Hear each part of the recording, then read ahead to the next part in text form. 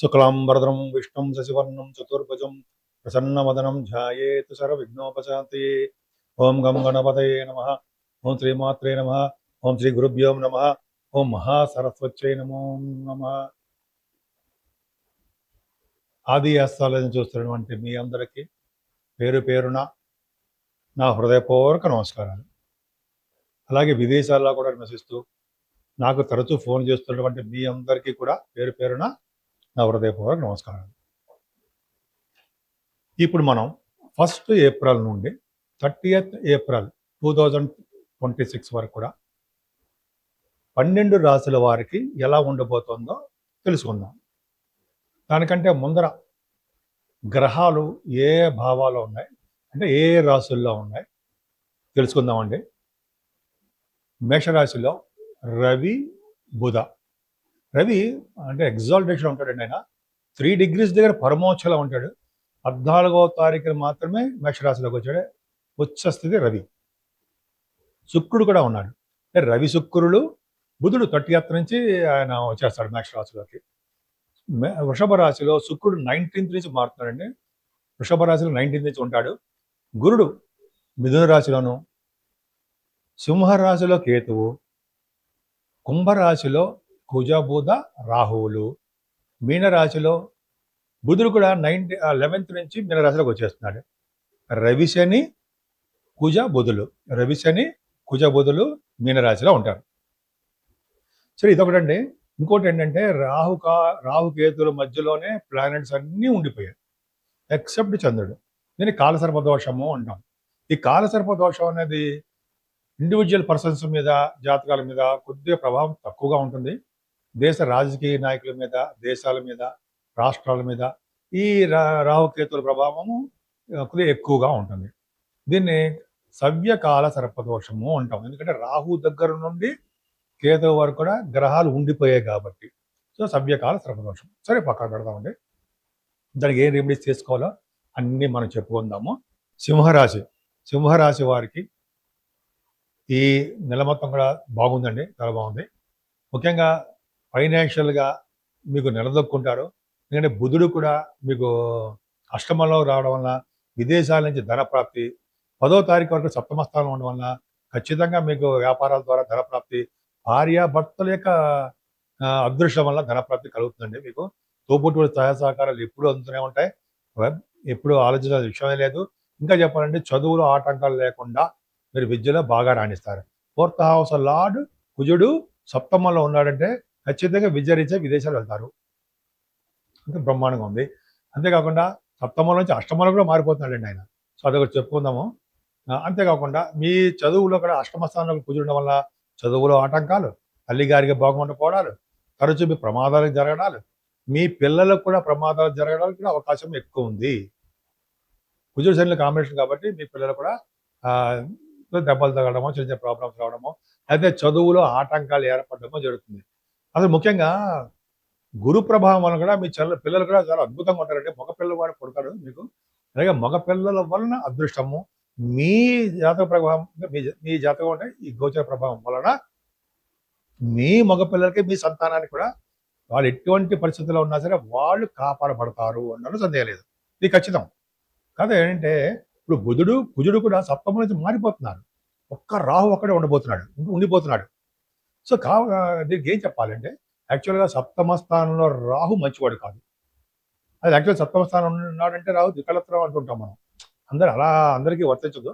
కాకపోతే ఏంటంటే ఇక్కడ ఓన్లీ రాహు ఉన్నాడు కాబట్టి, సప్తమంలో ఉన్నాడు కాబట్టి ఆడవాళ్ళకైనా మగవాళ్ళకైనా ఆలస్య వివాహం చేస్తాడు. ఆలస్య వివాహం చేయడానికి అవకాశం ఉంది. కానీ అష్టమ స్థానంలో చాలా డేంజరస్ పొజిషన్ అష్టమ స్థానం అండి. అంటే ఏంటంటే రవి పక్కన పెడదాం ముందర. లగ్నావతి అష్టమంలో అంటే అనారోగ్య సమస్యలు. ముఖ్యంగా కుజుడితో కలిసినటువంటి శని మీకు అష్టమ స్థానంలో ఉన్నారు. అష్టమ స్థానంలో ఉన్నారంటే మీకు యాక్సిడెంట్స్ అవుతుంది, బ్లడ్ కనిపిస్తుంది, అంటే ఆపరేషన్స్ జరుగుతాయి మీకు, అంటే జలగండం ఉంటుంది, వాహనాల మీద ప్రమాదం జరగడానికి అవకాశం ఉంటుంది. జనరల్గా చెప్తుంటారు, జనరల్గా అష్టమ స్థానంలో శని కుజులు ఉన్నారంటే ఆత్మహత్యలు కూడా జరుగుతూ ఉంటాయని చెప్పి అంటున్నాం. అందరికీ ఏం కాదండి, భయపడాల్సిన అవసరం లేదు. 30 సంవత్సరాలకి ఒకసారి మీనరాశిలో శని కుజులు కలుస్తారు. వీళ్ళిద్దరికి గ్రహయుద్ధం ఉంటుంది. ఫస్ట్ శని కలుస్తుంటాడు, తర్వాత డిగ్రీస్లో కుజులు మారిపోతుంటాడు. సో అది పక్కన పెడితే శని కుజుల వలన మీకు దేశాంతరము విదేశాలకు వెళ్ళడానికే వెళ్ళిపోతుంటారు. అలాగే మీకు కొద్దిగా అల్పరాజయోగం అంటే రాజయోగం తక్కువగా ఉంటుంది. అష్టమ స్థానంలో రవి బుధులు ఉన్న సంగతి మర్చిపోకూడదు. వాళ్ళు యోగాన్ని ఇస్తారుంటాయి. విదేశ పర్యటన చేస్తుంటారు, విదేశాల్లో ఉండేటి చేస్తుంటారు, విదేశాల నుంచి ధనప్రాప్తి కలిగిస్తుంటారు.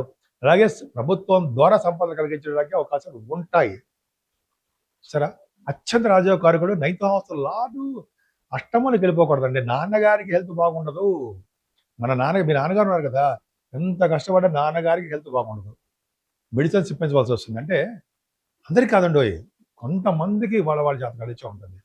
నాన్నగారికి బాగుండదు, మీరు ఉన్నతమైన విద్య రీత్యా విదేశాలు వెళ్ళిపోతారు, ఉత్సాహపడుతుంటారు.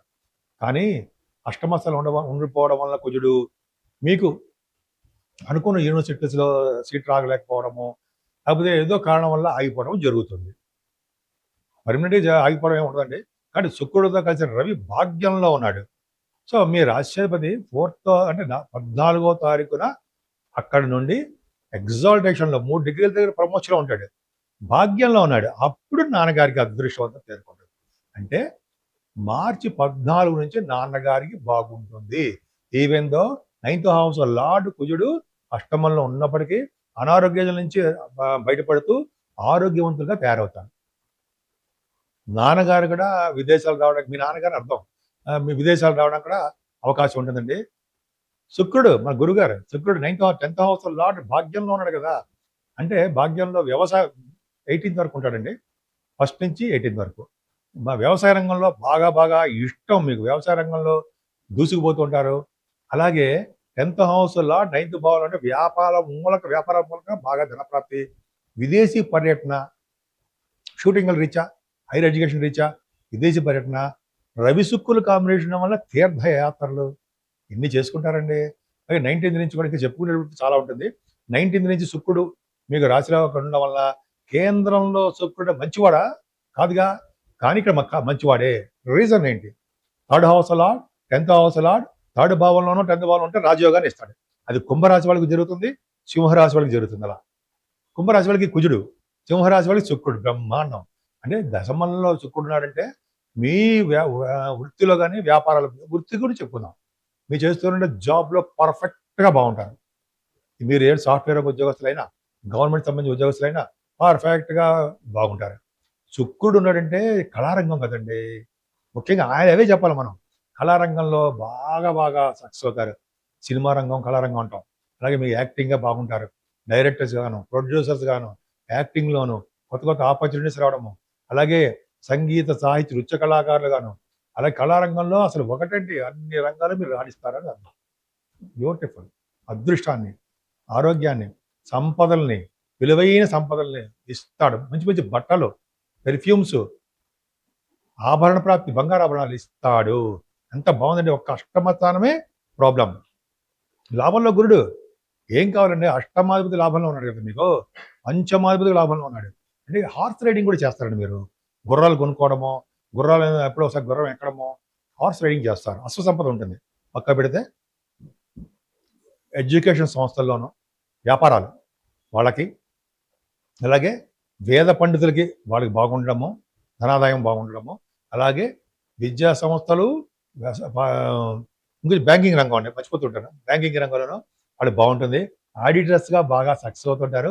గవర్నమెంట్ జాబ్స్లో కూడా బాగా డబ్బు సంపాదించుకుంటారు. అంటే ప్రమోషన్స్ వస్తాయి, లాభాలు అధికంగా ఉంటాయి. మీ అన్నయ్య గారికి బాగుంటుంది, అద్భుతంగా ఉంటుంది. సో ఈ విధంగా చెప్పుకునేటప్పుడు చాలా ఉంటుందండి. సో ఈ విధంగా మీకు చాలా బాగుంది. భాగ్య, రాజ్య, లాభస్థానాలు బ్యూటిఫుల్. సప్తమం, అష్టమం కొద్ది ప్రాబ్లమ్స్ ఉన్నాయి కాబట్టి సుబ్రహ్మణ్యేశ్వర స్వామి ఆరాధన, వెంకటేశ్వర స్వామి యొక్క రక్ష మీకు ఉండాలి.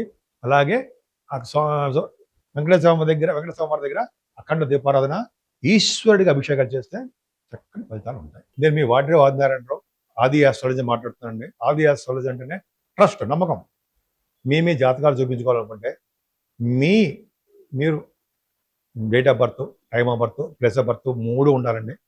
ఉంటే మనకి మీకు ఏ ప్రాబ్లమ్స్ ఉన్న జాతకాల్లో ఖచ్చితంగా రెమెడీస్ మనం చేయొచ్చు. కరెక్ట్గా ప్రిడిక్షన్ కూడా ఇవ్వడానికి అవకాశాలు ఉన్నాయి. అంతేకాకుండా మీ వాస్తు సంబంధించిన విషయాల్లో కూడా నీకు ఏ మాత్రం ప్రాబ్లమ్స్ ఉన్నా తప్పకుండా నేను సలహాలు ఇస్తానండి. ఖచ్చితంగా బాగుంటుంది. ఇప్పుడు మనం రెమెడీస్ గురించి మాట్లాడుకుందామండి. 12 రాసుల వారికి కుజశనుల వల్లనే ప్రాబ్లమ్స్ ఉన్నాయి.